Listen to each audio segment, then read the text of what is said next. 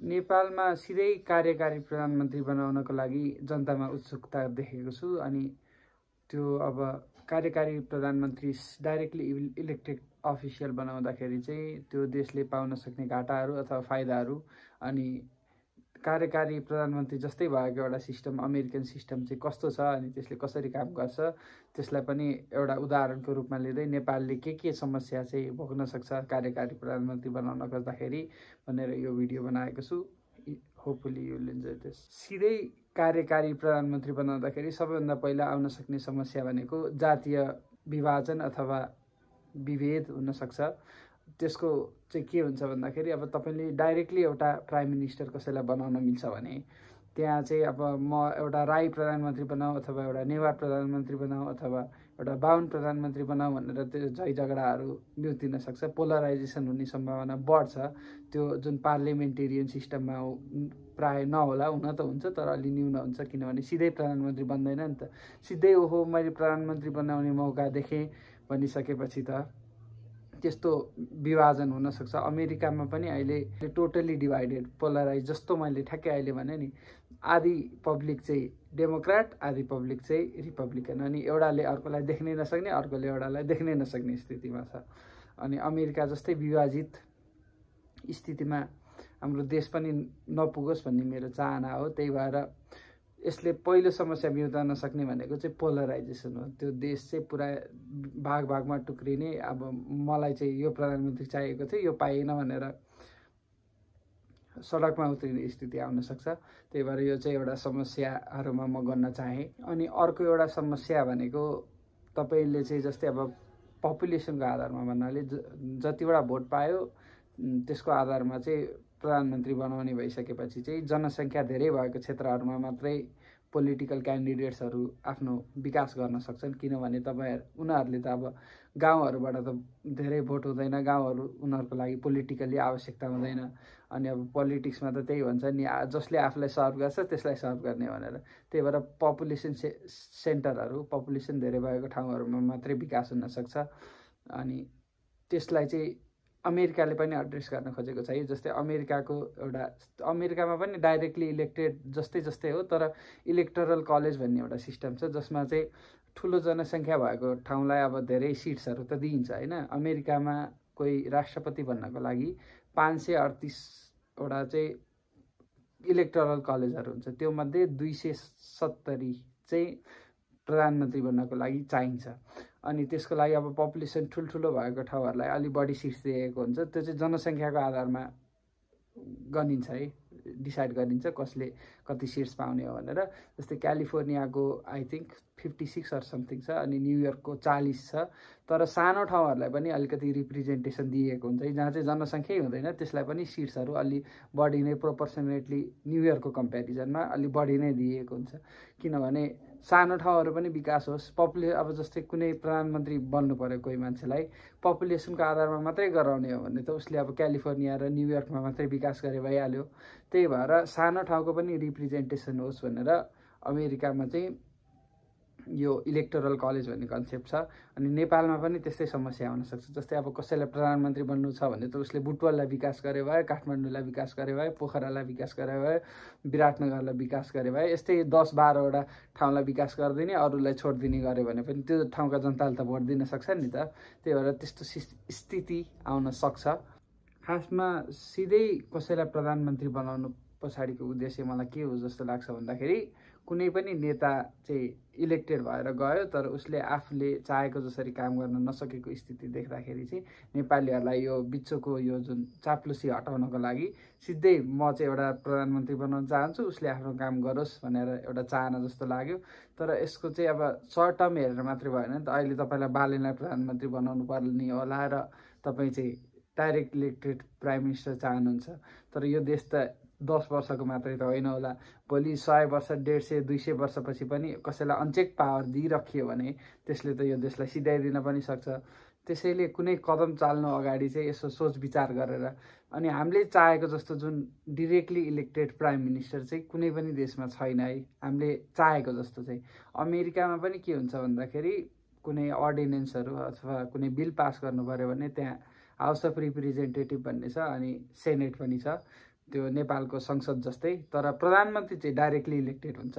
तर त्यसलाई check and balance गर्नको लागि, त्यसको पोलिसी एक्जिक्युट हुन दिने अथवा नदिने गर्नको लागि चाहिँ अमेरिकामा दुईटा संस्थानहरू छन्। अहिले जस्तै तपाईँहरूले सुन्नु भइरहेको होला न्युजमा, अमेरिकामा गभर्मेन्ट सटडाउन भएको छ, त्यो हाउस अफ रिप्रेजेन्टेटिभ्सले गरिदिएको हो, जसको कारणले गर्दाखेरि चाहिँ अब केही मध्येको समस्या चाहिँ एउटा फेडरल इम्प्लोइजहरूलाई पैसा दिन नसक्ने रहेछ। त्यसको लागि चाहिँ ट्रम्प सरकारले फेडरल इम्प्लोइजहरूलाई चाहिँ निकाल्ने तयारी गर्दैछ।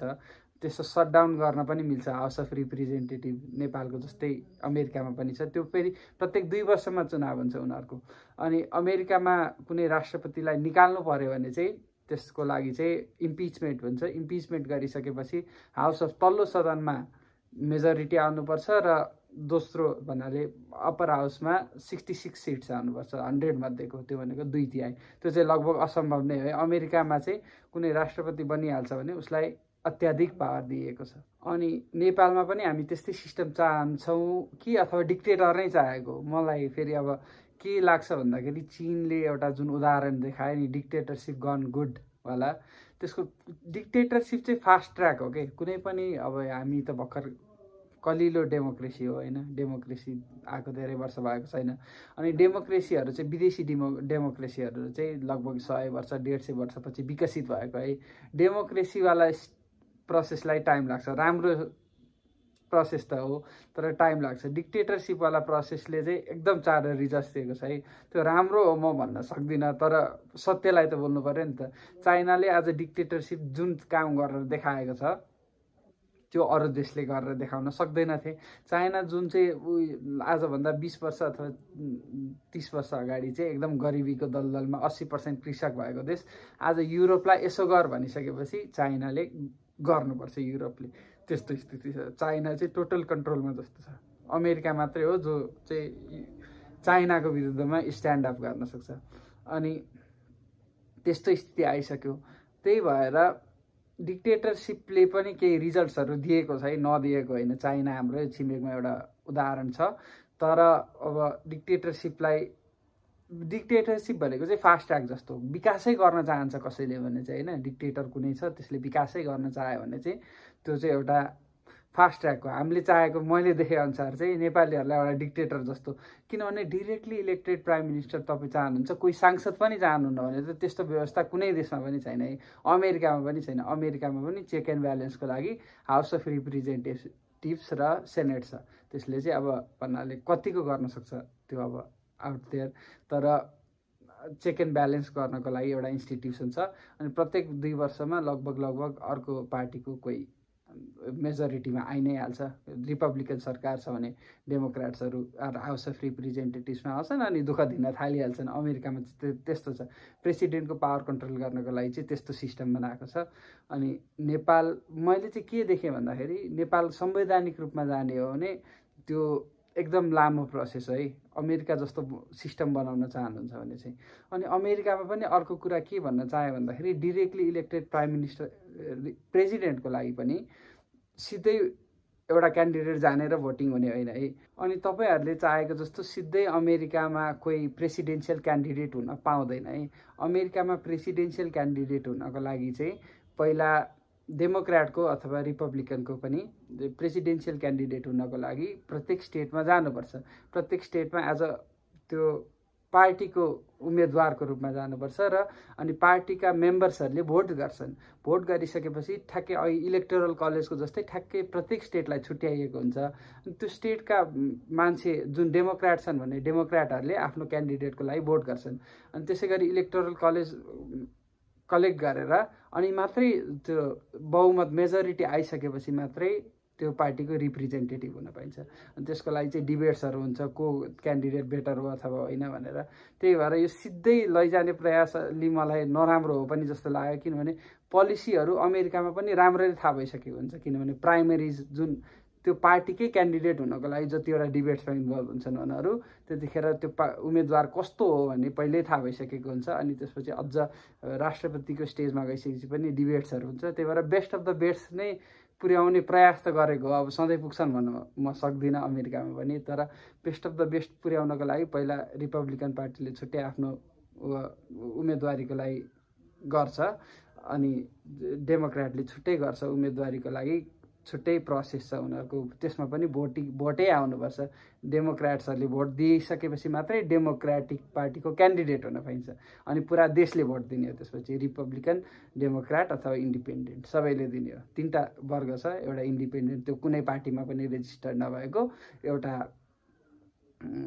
डेमोक्रेट्सहरू एउटा रिपब्लिकन्सहरू त्यस्तो छ अमेरिकाको प्रोसेस चाहिँ अनि त्यो चाहिँ अब खतरनाक पावर कसैलाई दिन हामी आँट्न खोजिरहेका छौँ चेक एन्ड ब्यालेन्स बिना नै पहिलो कुरा त यो मलाई सम्भव छ जस्तै लाग्दैन किनभने संविधान नै पुरै परिवर्तन गर्नुपर्छ चेक एन्ड ब्यालेन्स अब कसरी चाहिँ हटाउने त कोही तानासा केही गरी पुगिहाल्यो भने देश त आजको मात्रै होइन नि त कोही तानासा पुगिहाल्यो भने पनि त्यसलाई के गरी हटाउने त भनेर पहिला त त्यो रोड म्याप बनाउनु पर्यो नेपालको पुरै स्ट्रक्चर नै चेन्ज गर्नुपर्ने छ त्यो भोटिङ स्ट्रक्चर अनि तपाईँ अब 81 कसैलाई सिधै प्रधानमन्त्रीको उम्मेदवार बनाउन चाहनुहुन्छ कि अथवा त्यसको लागि पनि क्वालिफिकेसन प्यारामिटर्स होस् जस्तै कुनै पार्टी खोल्नुभयो भने यो पार्टीबाट चाहिँ उम्मेदवार हुनको लागि यस्तो डिबेट्सहरूमा इन्भल्भ हुनुपर्छ पार्टी मेम्बर्सहरूले भोट दिनुपर्छ अनि मात्रै उम्मेदवार हुन पाइन्छ हो कि सिधै उम्मेदवार बन्न पाइने हो जस्तै मैले पनि एउटा पार्टी खोल्न पाउने उसले पनि एउटा पार्टी खोल्न पाउने त्यस्तो सिस्टम पो हो कि अनि कोही प्रधानमन्त्री बनिसकेपछि अब पावर एकदम दिनुभयो भने पावरले चाहिँ अब अब्युज गरिदिइहाल्यो त्यो मान्छेले भने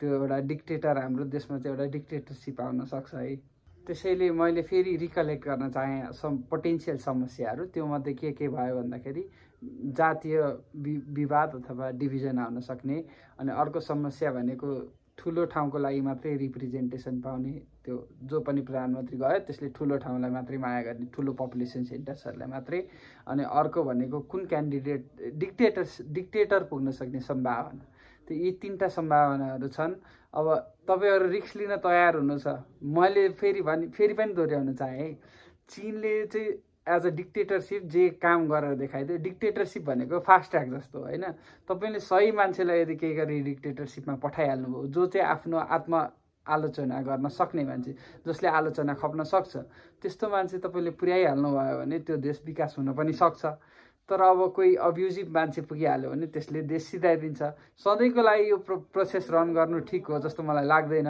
तर 10-15 वर्षको लागि चाहिँ हामीले यदि ट्राई गऱ्यौँ भने यो प्रोसेस म चाहिँ त्यसको फेभरमा जस्तो अलिकति किनभने देश विकास गर्नुको लागि नेपाल एकदम जियोग्राफिकली पनि अप्ठ्यारो पोजिसनमा छ के इन्डियाले पुरै घेरेको अनि चाइनाले पनि घेरेको अनि कसैलाई एकदम स्ट्रङ पावर दियो भने केही गर्न सक्छ कि त्यसले 10 वर्षको अन्तरालमा 10 वर्षको जतिको लागि चाहिँ मलाई एउटा कोही गुड डिक्टेटर छ भने त्यो ट्रायल दिन पनि चाहेको जस्तो स्थितिमा म चाहिँ आफू पर्सनल्ली देख्छु सधैँको लागि चाहिँ यो राम्रो प्रोसेस होइन तर यदि चीनले जसै गरी हामीले पनि विकास गरेर देखाइदिन सक्यो कसैलाई डिक्टेटरवाला पावर दियो भने त्यसले केही गरेर देखाउँछ कि भन्ने मेरो सोच हो तर कस्तो डिक्टेटर चाहियो भन्दाखेरि गुड डिक्टेटर भने जस्तो जसले चाहिँ आफ्नो आत्मआलोचना सहन सकोस् जसलाई चाहिँ आफूले गलत गर्दाखेरि मैले गलत गरेको हो भनेर भन्न सकोस् उसँग अनलिमिटेड पावर हुँदाखेरि पनि त्यस्तो कोही पाइयो भने हामीले चाहिँ भोट दिएर त्यो डिक्टेटरलाई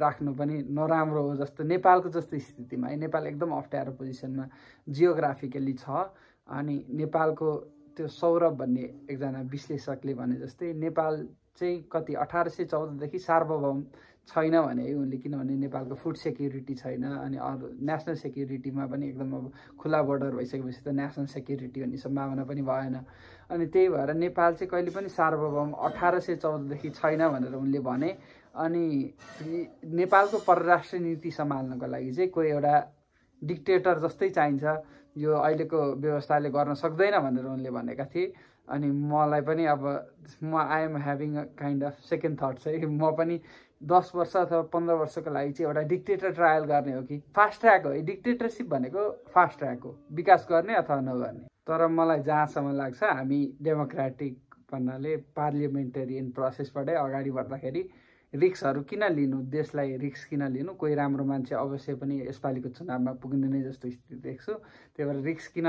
लिनु भन्ने पनि एउटा सोच आउँछ तर डिक्टेटरसिप पनि म समर्थक त होइन डिक्टेटरसिपको। कस्तो डिक्टेटरसिप चाहिएको मलाई भन्दाखेरि फेरि भोलि पर्सि अब तैँले यस्तो भनेको थिइस् भनेर भन्न सक्छन् कसैले।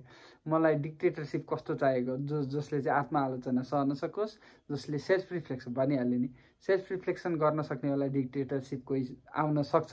If we can get a good dictator then पोलिसीहरू चाँडो एक्जिक्युट हुन्छ है। त्यो चाहिँ चिनको उदाहरण हो।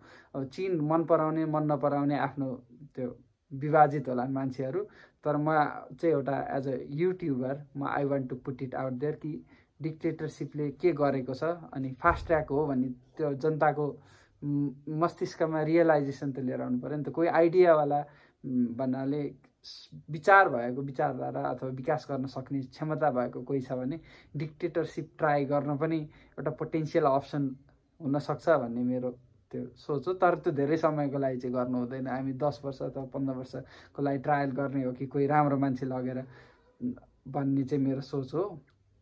तर हामी पार्लियामेन्टेरियन प्रोसेसबाटै जाँदाखेरि राम्रो होला, किनभने पार्लियामेन्टेरियन प्रोसेसबाट चाहिँ चेक एन्ड ब्यालेन्स पनि हुन्छ। कोही अब नराम्रो आउट अफ लाइन जान खोज्यो भने त्यसलाई निकाल्न पनि मिल्छ। त्यही भएर पार्लियामेन्टेरियन प्रोसेस नै बेटर, रिस्की हुँदैन होला भन्ने मेरो सोच हो। अनि समाचारको एक्सेसमा अहिले युट्युब, फेसबुक भन्दा पनि मेजोरिटी युट्युबले चाहिँ अनबायस्ड रूपमा चाहिँ समाचार देखाउँछ भन्ने चाहिँ यो ट्र्याक रेकर्ड पनि अब यसो हामीले सुन्दाखेरि पनि देखिएको छ। अनि त्यसपछि युट्युबको जुन सहयोगको कारणले गर्दाखेरि नै मलाई जहाँसम्म लाग्छ युट्युबको पनि धेरै ठुलो हात थियो है जेनजी रेभोल्युसन नेपालमा केही परिवर्तन आउनको लागि।